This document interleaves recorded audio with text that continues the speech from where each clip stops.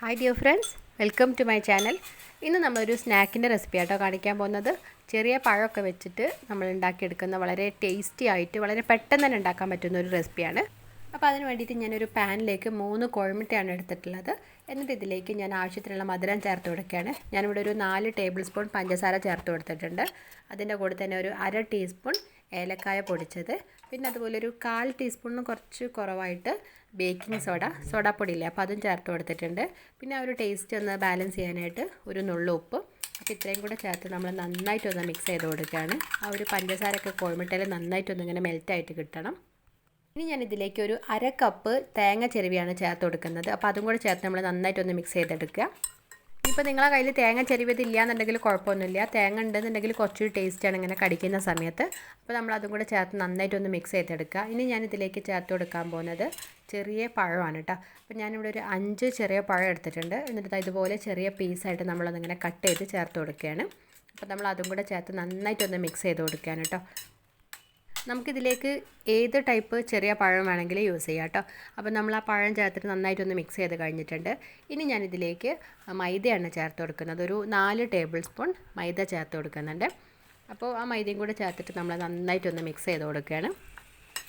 നമ്മൾ മിക്സ് ചെയ്യുന്ന സമയത്ത് ആ ഒരു പഴം ഇങ്ങനെ ഉടയ്ക്കേണ്ട ആവശ്യമൊന്നുമില്ല കേട്ടോ. എല്ലായിടത്തും നന്നായിട്ടൊന്ന് മിക്സ് ചെയ്ത് കൊടുത്താൽ മതി. അങ്ങനെ നമ്മൾ നന്നായിട്ട് തന്നെ മിക്സ് ചെയ്തെടുക്കുകയാണ്. ആ ഒരു മൈദയൊന്നും കട്ട കെട്ടാതെ നല്ല രീതിയിൽ തന്നെ മിക്സ് ചെയ്തെടുത്തിട്ടുണ്ട്. ഇനിയിപ്പോൾ നമുക്കിത് കുക്ക് ചെയ്തെടുക്കാം. അപ്പോൾ അതിന് വേണ്ടിയിട്ട് ഞാനൊരു സോസ് പാനിലാണ് ഇത് കുക്ക് ചെയ്യുന്നത്. അപ്പോൾ നമ്മൾ അതിൻ്റെ അടിയിൽ ആദ്യം ഞാനൊരു പഴയ പ്ലേറ്റ് വെച്ചിട്ടുണ്ട്. അപ്പോൾ അങ്ങനെ ആകുന്ന സമയത്ത് ചൂടൊന്നും കൂടി പോയാലൊന്നും ഇത് അടി കരിഞ്ഞു പോകുന്നില്ല. അപ്പോൾ അതിന് വേണ്ടിയിട്ടാണ് നമ്മളിതിലേക്ക് ഒരു 3 സ്പൂണ് നെയ്യാണ് ചേർത്ത് കൊടുക്കുന്നത്. നമ്മൾ ഈ ഒരു സമയത്ത് ഫ്ലെയിം ഹൈയിൽ തന്നെയാട്ടോ വെച്ചിട്ടുള്ളത്. അപ്പോൾ നന്നായിട്ടൊന്ന് നെയ്യ് ചൂടായതിന് ശേഷം നമ്മളിതിലേക്ക് കാഷ്യൂനട്ട് ഇട്ട് കൊടുക്കുകയാണ്. അപ്പോൾ ആ കാഷ്യൂനട്ട് ഇട്ടിട്ട് ചെറുതായിട്ടൊന്ന് റോസ്റ്റ് ചെയ്തെടുക്കുക. അപ്പോൾ ആ റോസ്റ്റ് ആകുന്ന സമയത്ത് നമ്മളിതിലേക്ക് കിസ്മിസും കൂടെ ഇട്ട് കൊടുക്കുന്നുണ്ട്. അപ്പോൾ എന്നിട്ട് നമ്മൾ രണ്ടും കൂടെ നന്നായിട്ടൊന്ന് മിക്സ് ചെയ്ത് കരിഞ്ഞു പോകാതൊന്ന് റോസ്റ്റ് ആക്കി എടുക്കാം കേട്ടോ. അപ്പോൾ നിങ്ങളിത് റോസ്റ്റ് ചെയ്യുന്ന സമയത്ത് അടിയിൽ പ്ലേറ്റ് വെക്കേണ്ട ആവശ്യമില്ല കേട്ടോ. അപ്പോൾ അങ്ങനെ ആകുമ്പോൾ അത് റോസ്റ്റ് ആവാനൊക്കെ ഇത്തിരി ടൈം എടുക്കുന്നുണ്ട്. അപ്പോൾ ഞാൻ ഓർക്കാതെ ആദ്യം തന്നെ അത് വെച്ചിട്ടുണ്ടായിരുന്നു. പിന്നെ നല്ല ചൂടായതുകൊണ്ട് മാറ്റിയിട്ടില്ല കേട്ടോ. അപ്പോൾ നമ്മൾ അങ്ങനെ അത് രണ്ടും റോസ്റ്റ് ചെയ്തൊക്കെ എടുത്തിട്ടുണ്ട്. എന്നിട്ട് നമ്മൾ ആ ഒരു നെയ്യിൽ നിന്ന് അതൊന്നിങ്ങനെ മാറ്റുകയാണ്. എന്നിട്ട് ബാക്കി കുറച്ച് നെയ്യ് ഉണ്ടാവില്ല അതിൽ. അപ്പോൾ അത് നമ്മൾ എല്ലാ ഭാഗത്തേക്കൊന്ന് ആ ഒരു സോസ് പാൻ്റെ എല്ലാ ഭാഗത്തേക്കൊന്ന് ചുറ്റിച്ച് കൊടുക്കുക.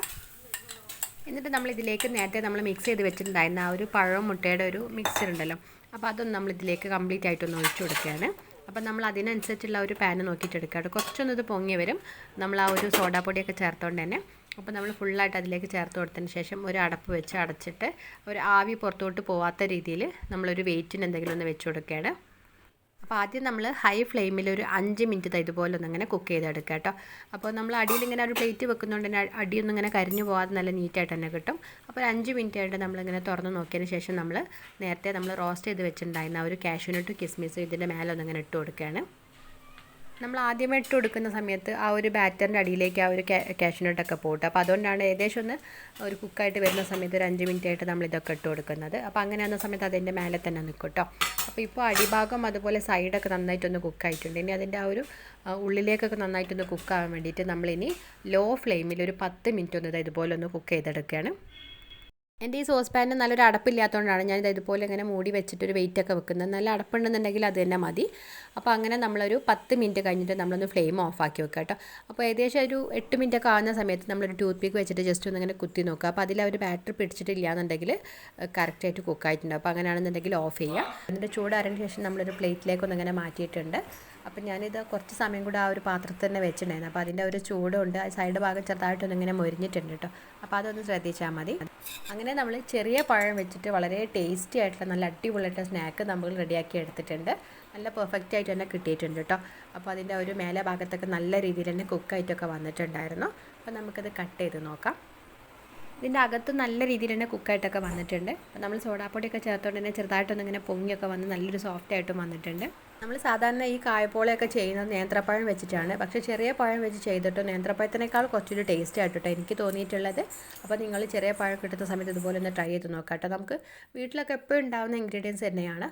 അപ്പോൾ ഇന്നത്തെ വീഡിയോ എല്ലാവർക്കും ഇഷ്ടമായിട്ടുണ്ടാവുമെന്ന് വിചാരിക്കുന്നു. അപ്പോൾ അഭിപ്രായങ്ങളൊക്കെ ഒന്ന് എല്ലാവരും ഒന്ന് കമൻറ്റ് ചെയ്യണം. അതുപോലെ ഇവിടെ വന്നിട്ടുള്ളവർ ആരെങ്കിലും നമ്മളെ ചാനൽ സബ്സ്ക്രൈബ് ചെയ്യാത്തവരുണ്ടെങ്കിൽ പ്ലീസ് ഒന്ന് സബ്സ്ക്രൈബ് ചെയ്തിട്ട് സപ്പോർട്ട് ചെയ്യുകയും ചെയ്യണേ.